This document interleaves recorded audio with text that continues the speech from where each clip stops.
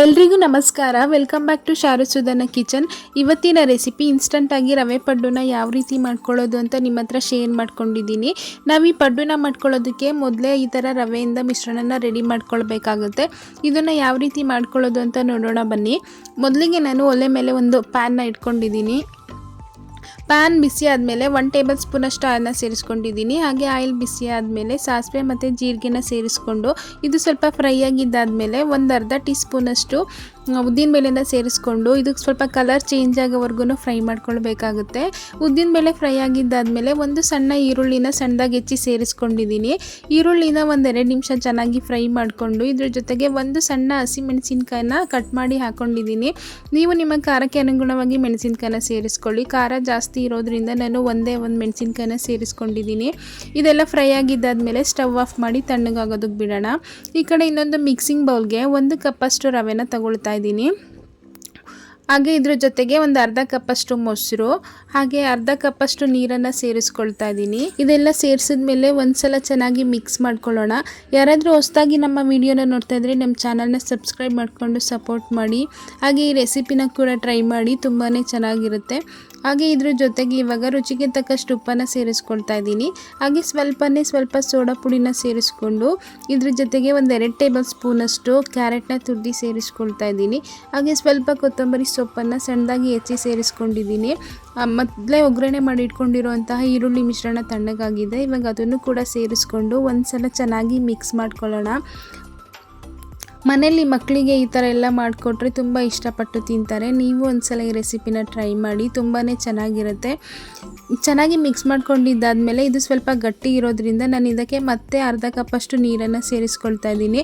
ಟೋಟಲಾಗಿ ನಾನು 1 ಕಪ್ಪು ರವೆಗೆ ಅರ್ಧ ಕಪ್ಪಷ್ಟು ಮೊಸರು ಹಾಗೆ 1 ಕಪ್ಪಷ್ಟು ನೀರನ್ನು ಸೇರಿಸ್ಕೊಂಡಿದ್ದೀನಿ. ಒಂದ್ಸಲ ಚೆನ್ನಾಗಿ ಮಿಕ್ಸ್ ಮಾಡ್ಕೊಳ್ಳೋಣ. ಈ ಹಿಟ್ಟು ಇಡ್ಲಿ ಹಿಟ್ಟಿನ ಅದಕ್ಕೆ ಇದ್ದರೆ ಸಾಕಾಗುತ್ತೆ. ತುಂಬ ತೆಳುವಾಗಿ ಮಾಡಿಕೊಂಡ್ರೆ ಚೆನ್ನಾಗಿ ಬರೋದಿಲ್ಲ. ಇವಾಗ ಇದು ಚೆನ್ನಾಗಿ ರೆಡಿಯಾಗಿದೆ ಹಿಟ್ಟು. ಒಂದು 10 ನಿಮಿಷ ಮುಚ್ಚಳನ ಮುಚ್ಚಿ ನೆನೆಯೋಕೆ ಬಿಡೋಣ. ಇವಾಗ ನೀವು ನೋಡ್ತಾ ಇರ್ಬೋದು 10 ನಿಮಿಷ ಆಗಿದೆ, ಹಿಟ್ಟು ಚೆನ್ನಾಗಿ ನೆಂದಿದೆ.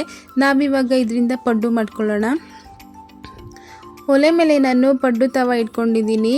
ಪಡ್ಡು ತವ ಇಟ್ಕೊಂಡು ಅದು ಬಿಸಿ ಆದಮೇಲೆ ಎಲ್ಲ ಕಡೆ ಆಯಿಲ್ನ ಸ್ಪ್ರೆಡ್ ಮಾಡ್ಕೊಂಡಿದ್ದೀನಿ.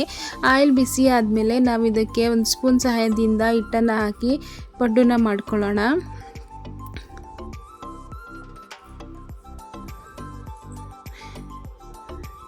ತುಂಬಾ ಚೆನ್ನಾಗಿ ಬರುತ್ತೆ, ಹಾಗೆ ತುಂಬ ಟೇಸ್ಟಿಯಾಗಿ ಕೂಡ ಇರುತ್ತೆ.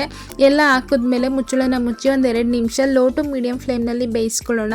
ಇವಾಗ ನೀವು ನೋಡ್ತಾ ಇರ್ಬೋದು, ಇವಾಗ ಒಂದು ಸೈಡ್ ಬೆಂದಿದೆ. ನಾವು ಫ್ಲಿಪ್ ಮಾಡಿ ಇನ್ನೊಂದು ಸೈಡ್ ಬೇಯಿಸ್ಕೊಳ್ಳೋಣ.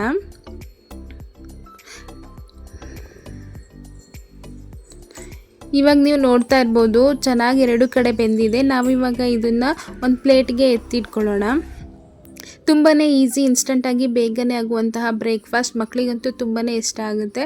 ನಾವಿವಾಗ ಇದನ್ನು ಒಂದು ಪ್ಲೇಟಿಗೆ ಎತ್ತಿಟ್ಕೊಂಡು ಮಿಕ್ಕಿರುವಂತಹ ಹಿಟ್ಟಲ್ಲಿ ಪಡ್ಡುಗಳನ್ನ ಮಾಡ್ಕೊಳ್ಳೋಣ. ಇದಕ್ಕೆ ಕಾಂಬಿನೇಷನ್ ಆಗಿ ಒಂದು ಚಟ್ನಿನ ಮಾಡ್ಕೊಳ್ಳೋಣ.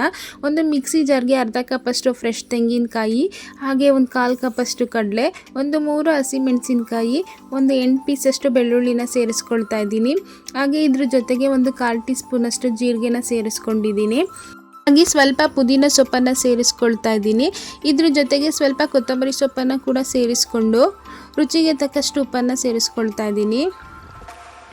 ಇವಾಗ ಸ್ವಲ್ಪ ನೀರನ್ನು ಸೇರಿಸ್ಕೊಂಡು ಇದನ್ನು ಚೆನ್ನಾಗಿ ರುಬ್ಕೊಳ್ಳೋಣ. ಈಗ ಚಟ್ನಿ ರೆಡಿಯಾಗಿದೆ. ನೀವು ಬೇಕಿದ್ರೆ ಈ ಚಟ್ನಿಗೆ ಸಾಸಿವೆ, ಉದ್ದಿನಬೇಳೆ, ಕರಿಬೇವಿನ ಸೊಪ್ಪಿಂದ ಒಗ್ಗರಣೆ ಕೂಡ ಮಾಡ್ಕೊಳ್ಬೋದು. ಬಟ್ ಹಾಗೆ ತಿನ್ನೋಕ್ಕೂ ತುಂಬಾ ಚೆನ್ನಾಗಿರುತ್ತೆ. ಈ ಪಡ್ಡುಗೆ ಬೆಸ್ಟ್ ಕಾಂಬಿನೇಷನ್ ಅಂದರೆ ತೆಂಗಿನಕಾಯಿ ಚಟ್ನಿನೇ. ನೀವು ಒಂದ್ಸಲ ಈ ರೆಸಿಪಿನ ಟ್ರೈ ಮಾಡಿ, ಹೇಗೆ ಬಂದಿತ್ತು ಅಂತ ಕಮೆಂಟ್ ಮಾಡಿ ತಿಳಿಸೋದನ್ನು ಮರಿಬೇಡಿ. ಈ ವಿಡಿಯೋ ನಿಮಗೆ ಇಷ್ಟ ಆಗಿದ್ದರೆ ಲೈಕ್ ಮಾಡಿ, ಶೇರ್ ಮಾಡಿ, ಕಮೆಂಟ್ ಮಾಡಿ. ಹಾಗೆ ನಮ್ಮ ಚಾನಲ್ನ ಸಬ್ಸ್ಕ್ರೈಬ್ ಮಾಡಿಕೊಂಡು ಸಪೋರ್ಟ್ ಮಾಡಿ. Thanks for watching.